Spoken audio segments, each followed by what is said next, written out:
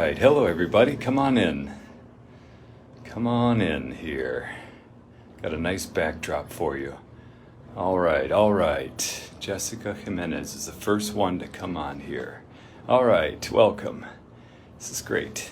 Let's see, where's the camera? Is the camera over there? Okay, great. All right, everyone. Look at this, I got a nice little background here. Hello there, Ann, that's great. Jessica says, hello, friend. And Elaine. I'll explain where I am. There's Deacon Pat. Deacon, thank you for understanding that I messed up the intercessions on Good Friday. You did great. I did not. Hello there, my niece, Michelle. Debbie from Crestview. I'm kind of close. I'm in Destin here at San Destin. I'll explain in a minute. There's Kathy. All right. And Martin McHugh. All right, good morning there in Ireland. Wait, where's the camera here? Is it right there? There it is. I'll look up there. Okay, great. My brother David. How's the retreat, says Carl. I'll tell you all about it here. So here I am. I'm on the 6th floor. I hope I don't drop my phone down the balcony. That would be bad, but anyway. Ooh, Fisher jumping. Did you see that? Anyway, so let me see what I can show you here. That's San Destin, more of San Destin over there. And there's the pool down there and everything. Oh, okay, great. But here, this is Choctawhatchee, I think that's right, Bay here. So I'm not on the Gulf side, but the other side. And it's very shallow from there all the way out for like, wow, mile or something. It's like ankle deep or knee deep. So it's really kind of cool. And I'm up here in my little room here and my little balcony. I know you're getting ill probably, but it's kind of like being on a cruise ship, you know, here with this little balcony here, going down to the water. Okay, great. Sorry, you're getting a little sick. Okay, everyone. Hello there. Kim's asking, am I enjoying the retreat? Thanks. That's what I want to talk to you about a little bit, about the retreat here. And let's see. So hello. Last week I came to you from the Sisters' House, the Apostles of the Sacred Heart. I had dinner with them and then joined them, so that was really great. I joined them. I did this little Facebook Live from there. And now I'm coming at you from San Destin. San Destin is it's not a town, I guess it's a resort here just outside of Destin, Miramar Beach. And I came here with all of the priests of the diocese for a 4-day retreat. We've been here since Monday evening, and we'll have one more mass tomorrow, and then maybe I'll just give them another little address and send them off a blessing and send them back to their parishes and ministries tomorrow. The retreat has really, really been good. Maybe I say that all the time, I don't know, but almost every one of our priests came. A couple people couldn't because they had other commitments, or there were a lot of funerals, it seems, this week in our parishes. So guys either came late or had to go early, or they went and came back during the day to do the funerals. You know, I mean, that's the one thing you can't really say. Sorry, I'm on retreat, we can't do it. So that happened a lot. But otherwise, just almost all the guys were here. It was really, really neat to be here. And you know, we love to get together.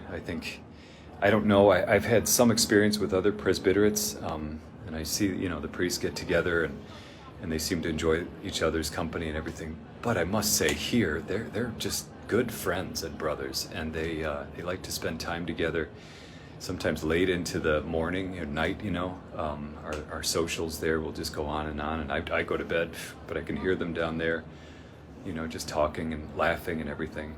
The person who came to give us the retreat, Dr. Tom Neal, who teaches at Notre Dame Seminary in New Orleans, he said he came down for something, or he woke up in the middle of the night, probably to go to the bathroom, and he said he could hear the priests, several of the younger guys especially, just still laughing and telling stories like at 1 o'clock in the morning. He said that is impressive, and I think he's right. It's good to be together.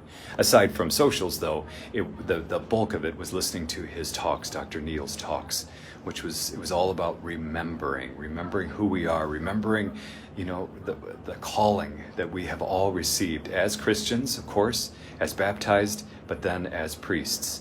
Remember when God called us, he had us, you know, think about our own ordination day and our first masses and things like that. And really just as a teacher, as a father, as a husband, called us all to holiness and to recapture the joy of our vocation. And it was just really well received, I would say, by everyone. And he's now he's on his way driving back to New Orleans. Hope he drives safely. And yeah, it's great. And another good thing about Dr. Neal is he's well known to the people in this diocese, especially in Tallahassee. He went to Florida State, was converted, became Christian there, then became Catholic, and met his wife there, got married there, had all 4 kids baptized there, celebrated his 25th anniversary there. So when we asked him to come back and do this, he was thrilled. He said he loves this place. I don't know what just happened there. Sorry about that. Anyway, so we're really happy to have Dr. Tom Neal. The other thing, well, let's see. Then, of course, I was able to address the men as well, to kind of encourage them and exhort them and tell them. I gave them the state of the diocese, kind of as I see it, how we're doing and everything. Called them to, just reminded them about a few things, and really encouraged them in their ministry and thanked them. I know I've often said that to them and here on this as well to you all, but I'm extremely proud of our priests, always, but especially for what they've done over the last couple of years, through the pandemic.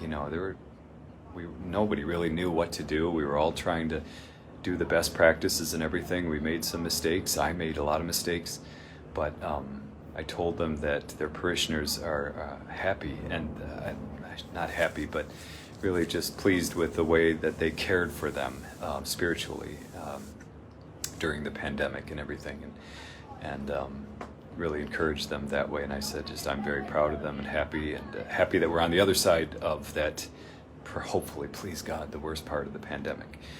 And then also tonight I also addressed them, and I gave them all of the changes that will be happening with priests. It wasn't a surprise to the priests who are being moved, but this was the first time that they heard all 20 names, because there's about 20 names of people retiring or moving or doing other ministries and everything. So I kind of laid it out there. I want the priests to be able to hear it first, and then it will probably be announced in most of the parishes, if it hasn't already, this weekend by the people who are going to be affected, and then it will be public after that. So just remember, I'm just the messenger. Wait a minute. No, I'm not. I'm the one who moved him. I guess you could get mad at me. But no, I'll say I'm just the messenger. It's the Holy Spirit who moves us around so that we may be good ministers in our parishes and our ministries. So I can't really get out of this, can I? I can't blame anyone else. If you're not happy that if I stole a priest that you love, or I'm sending you someone you don't know yet or something, I guess you have to get mad at me, but be patient. It'll all work out. It's great. I remember when I went to the parish in Austin, I replaced a beloved pastor, and I was there for all of the masses actually that weekend, his last weekend, and I was there. It was my first weekend, and he presided over all of them, and he asked me to be with him. And of course he was very emotional, and he cried through the announcements and everything, and he said, and then I want to introduce your new pastor. Here he is, Father Bill Wack. And people kind of clapped, but they didn't, and afterwards people said, I'm sure we're going to like you, but we don't like you right now because you're replacing our beloved Father Joe. And I'm like, I'm sorry. And actually some people said, I'm sorry, I just loved him so much, and you're not him, so I'm going to go to the neighboring parish. And I'm like, all right. But 8 years later, when I left, I reminded them all of that as I was crying now and leaving there. I said, remember, you guys didn't like me when I first came here. And so that's how it is with all of us. Change is difficult, but it's good for us and good for them and everything. So anyway, all those changes will take place July 1st. Right, I think so. And you'll hear about them hopefully soon, but keep us in your prayers. Last thing I wanted to share with you was something important that happened yesterday, and I couldn't talk about it until now, but the Archbishop of Kiev, of the Ukrainian Greek Catholic Church, had a Zoom call with all the bishops in the United States of the Latin Rite, and we had invited him to just talk to us, as a brother, and just inform us what's going on, especially in the churches there and everything. And so it was really neat just to have him. He was a lot younger than I thought. He's 3 years younger than I. Our Archbishop, I wrote down his name, His Beatitude. That's a great title, His Beatitude. I want to be known as His Beatitude now. I will now. So when you address me, I'm kidding. Wouldn't that be great? Hello, His Beatitude, your Beatitude. But that's how they do it in the Eastern Church, Eastern rites. His Beatitude, Sviatoslav Shevchuk. And he just spoke to us, just again, as I said, man to men and his brothers. And he said, of course what's going on is devastating. It's worse, he said, than what you see on the news.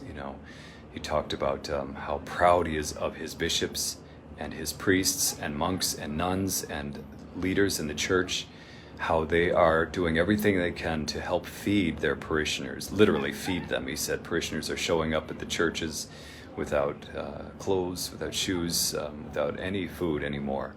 And so they're doing what they can to feed them and give them the basic necessities of life. He also said that not one of them is leaving. Not one priest, not one bishop, not one sister, not one layperson leader in the church. He said, they all said, we will stay and die here if need be. And he said that he's just so happy and proud of them, happy with them and proud of them. He said how baffled they are. He said, why is this happening? We keep asking ourselves as we see the destruction, why the destruction of our cities? And he said the only answer is because we are Ukrainians. And he said apparently it is a crime to be a Ukrainian.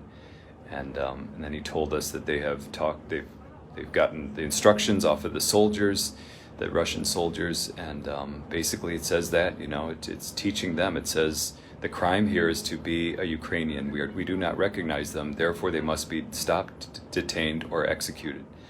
And he told us some bad stories about them going house to house and, inquiring, what do you do? If you're a teacher, then you should be executed. If you're a mother of a soldier, you should be executed, etc. And there's a list they have.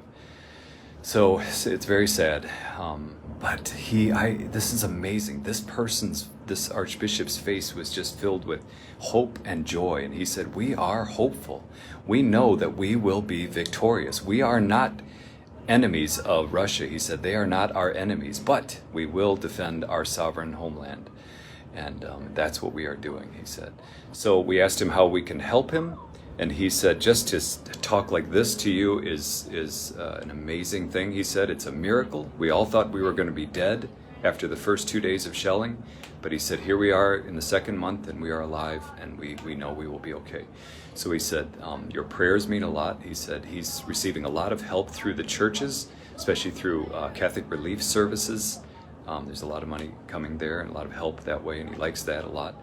And also he said if you can, he'll try to figure out a way to help us to get a way to get money and goods directly to him in his diocese there in Kyiv. So I'll if I have more information, I'll give that to you. And then at the end, we prayed with him and we asked him to bless us, and he did. So it was a really neat thing. And then at the end, the reason I can talk about it, it was secret before that because they don't want to announce where he's going to be. And he Zoomed. We had a Zoom meeting. He was in his office in the cathedral there in Kyiv. But afterwards he said, nothing I've said is confidential. You may share this with the world. So that's what I'm doing. So there you go. So that's what I wanted to share with you, those things, especially just the joy of being here in Destin, Miramar Beach, with the priests of the diocese. I don't know why I'm showing you all this. It's not like we spend a lot of time in the pool or anything like that, but it's kind of a nice view from my balcony here. And keep praying for us. Keep praying for your priests, please. I know we are praying for you big time, and we will continue to do that. All right. Is that all I want to share with you? Let's see what else is going on. I'm just going to go back and go right back into doing confirmations and meetings and everything, things like that. So looking forward to that. I hope you are all doing well. Thank you for joining me. I'm going to go down now and join my brother priests. We're having a holy hour, and there are opportunities for confession, adoration, night prayer, praise and worship music, things like that. That's all going on now. So I will have you in my prayers right now in just a few minutes, as soon as I hang up. We don't say hang up, as soon as this stops. I don't know, whatever. Remember that when I first started this, I couldn't figure out, what do we say? Do we hang up on this thing? Do we finish? Like the little button there says. Okay, anyway. So I'm going to say a prayer for you, and then I'm going to go down and pray. All right? Good and gracious God, watch over all your children.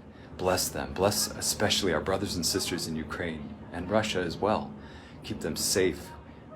Help to inspire in the hearts of our leaders, their leaders, thoughts of peace and justice for all people, and a cessation of war and violence.